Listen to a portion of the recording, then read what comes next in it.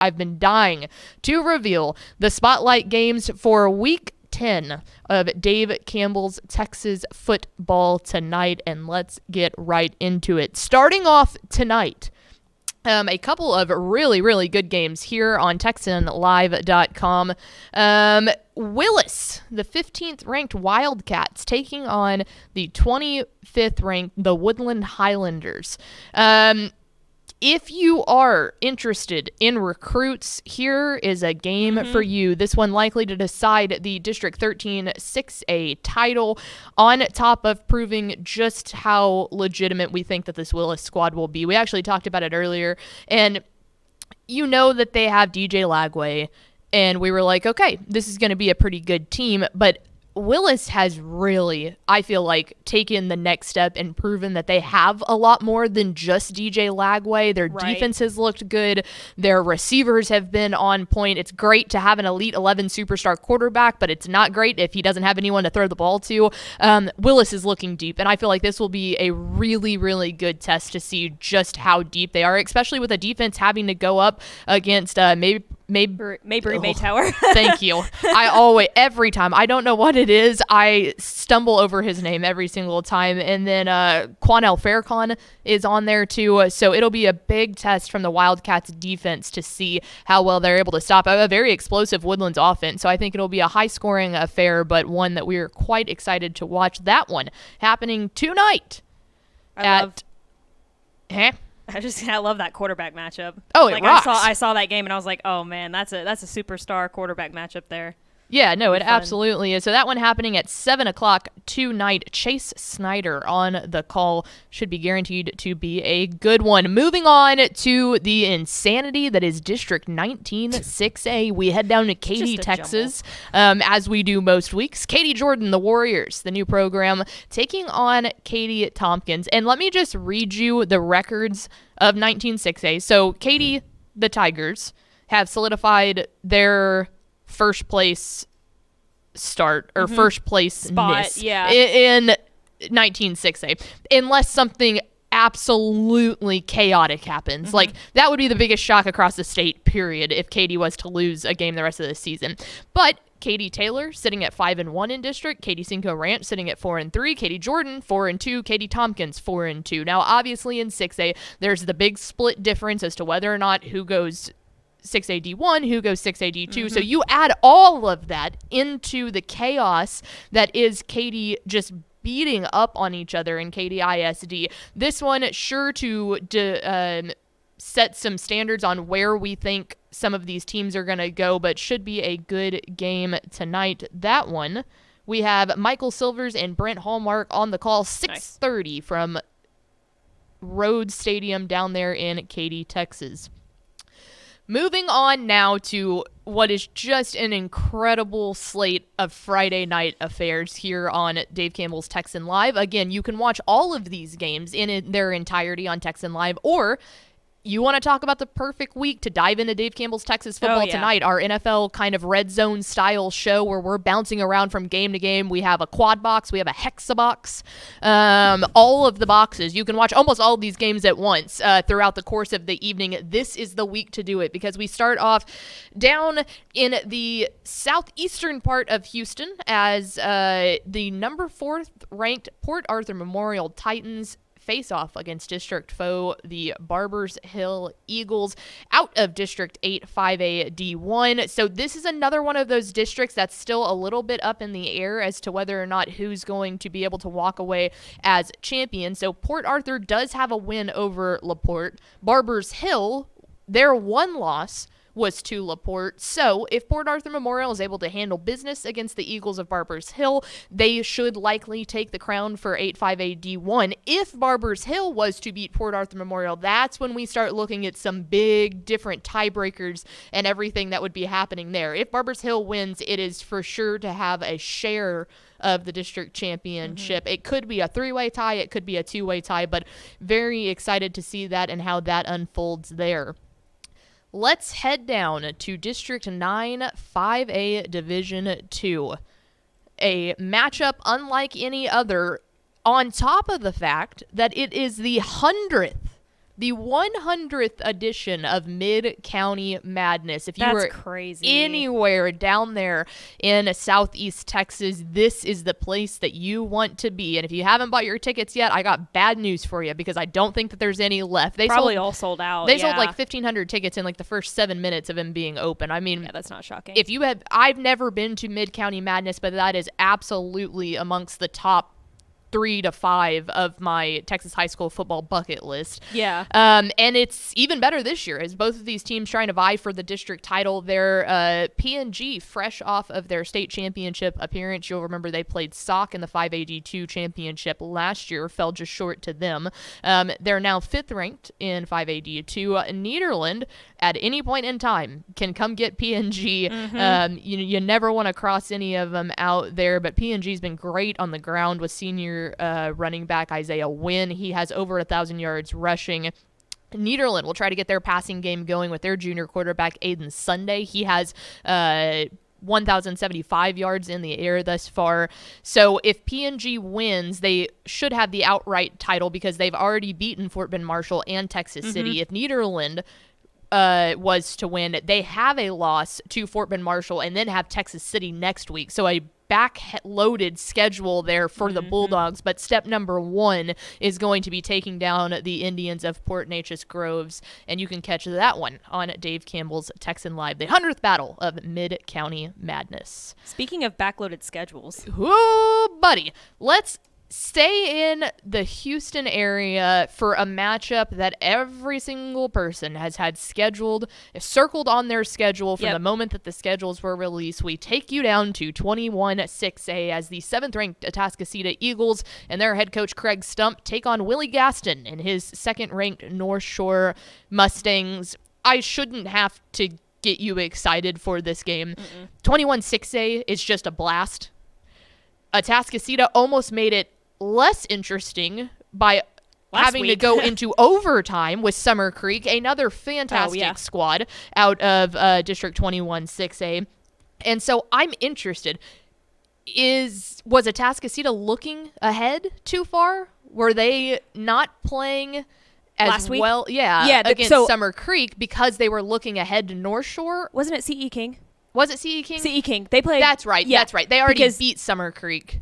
No, they have Summer Creek left. They've got North Shore, and then Atascocita's got Summer Creek. I was like backloaded North schedule. Shore and Summer Creek was a really good game. Yes, you're right. That was a Thursday night affair 2 weeks ago. That was a really good game. But even going back to your point, I mean, CE King played Atascocita right down to the wire last week. I mean, I think the final score ended up being just a 1-touchdown game. So to your point, it was in overtime. Like they could have been looking ahead to this week against North Shore. Yeah, and so that's what we were wondering there because the other thing, speaking with some of our confidants that were out at the game, they said it looked like Atascocita was playing CE King a little hesitant. They weren't playing as aggressive as they usually do, and all the stumps over there, they're not one to play light or to not throw some trickery at you. So very interested to see this. I mean, obviously if you're into quarterback, Zion Brown versus Caleb Bailey is a fantastic quarterback matchup, but very interested to see what the first quarter here looks like because that's where Summer Creek had so much success against North Shore.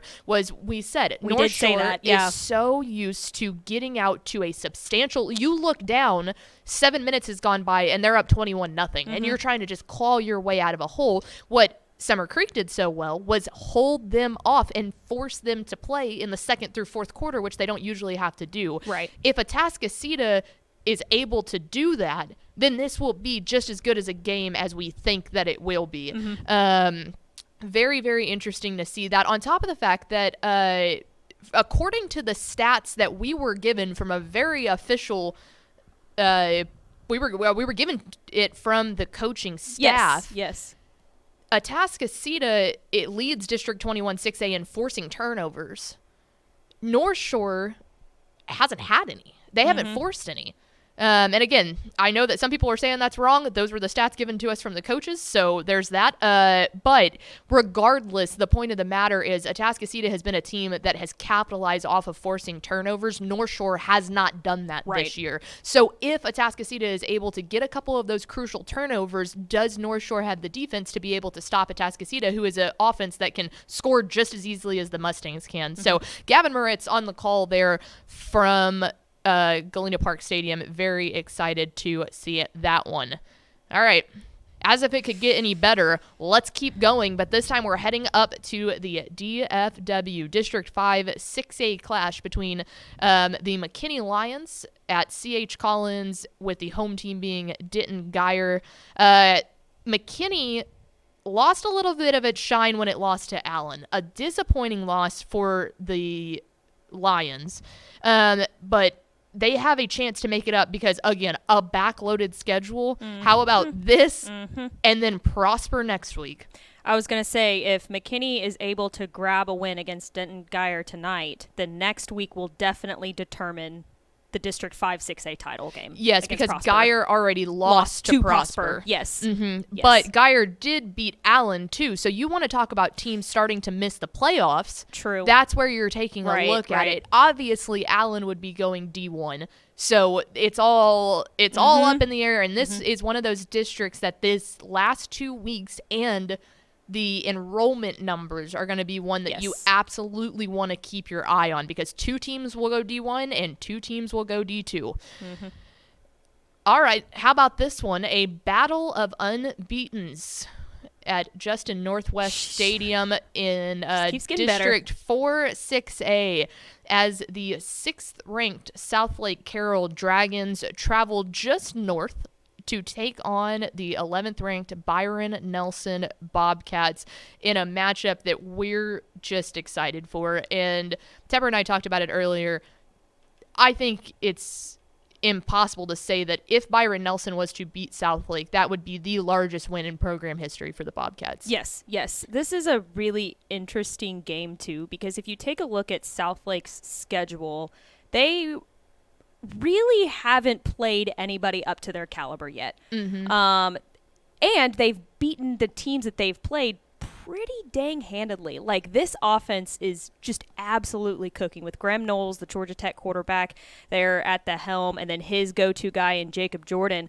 It's cooking right now, and they're cooking at the right time. But this is also probably the toughest defense that Southlake Carroll has played against this entire season. So I'm really interested to see how this offense is able to handle this defense that has kept teams from scoring under 25 pretty much the entire season. So it'll probably be a lower scoring affair, I would say. See, I don't know. I think it's going to be high scoring because Byron Nelson also has an unbelievable offense. I mean, obviously, that was the thing about Byron Nelson is they lost Jake Wilson, and we were like, okay, who's going to step up? Ton Van Grott has really stepped up on quarterback, on top of the fact that Byron Nelson has a 1-2 punch with Tucker James at running back. Yeah. So I think it. I don't know. It's tough. It could go one of two ways. You know, it's either these defenses are really going to step up and keep the offenses from getting on the scoreboard, right? Or it's just going to be an absolute shootout, right? I think you're. I agree with that. It's either going to end up 45-35, or 49-45, or it'll be like, whoever gets to 14 first or 17 first is going to win. I would be shocked if this ends in like a 28-21. Right. I just don't think that kind of mid-range thing is going to happen. I think it's either going to be bludgeon on bludgeon when it comes to the defense, or it's going to be, okay, who's going to get the ball last, because that's who's going to win. Right. But yeah, I think the Southlake Carroll offense against the Byron Nelson defense is definitely going to be the premier matchup to watch. And then obviously I think this is safe to say it's for the district title. Oh, absolutely. Yeah, definitely for the district title game. And I think, the first time in a long time that we've looked at South Lake Carroll and said, hey, this could be a district loss for them. I don't know when the last time that's happened. Yeah, so on the road against a stadium that is going to be packed. Our host, Nick Laupius, incredibly excited for this one, a graduate of Byron Nelson. I'm not saying there's a little bit of a grudge there, but there's a little bit of a grudge there. But if I know one thing about South Lake Carroll is there's nothing they love more than haters. So I don't think anybody's going to get upset over anybody saying that. Right. But very, very, very excited to keep an eye on this one. How about we round it out as if it could not get any better? It does. The number 1 ranked Duncanville Panthers taking on district foe number 3, the DeSoto Eagles. A battle of reigning state champions in the highest classifications. Obviously, Duncanville, D1, DeSoto, D2. It's not going to change this year either. I'm comfortable saying that. So that's almost what makes this game so fun in my mind, is as fun as it is for two teams in 6A to be vying for the 1 seed or the 2 seed heading into the playoffs, that's fine. But for both of these teams, they know they're going to lock down the number 1 seed in both of their respective divisions. Right. So you're playing for bragging rights. This game is solely based off of bragging rights. Right.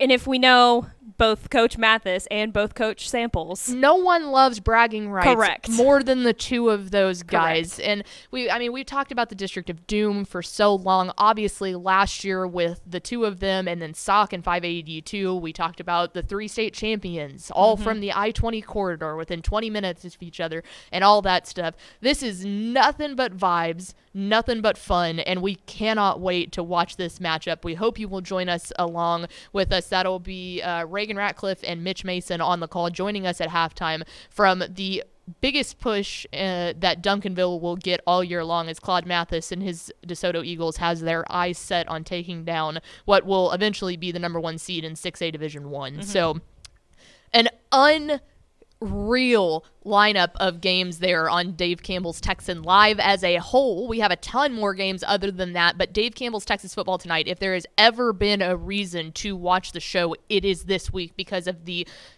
just plethora of games that are going on that have such high stakes and such high interest level from a statewide perspective.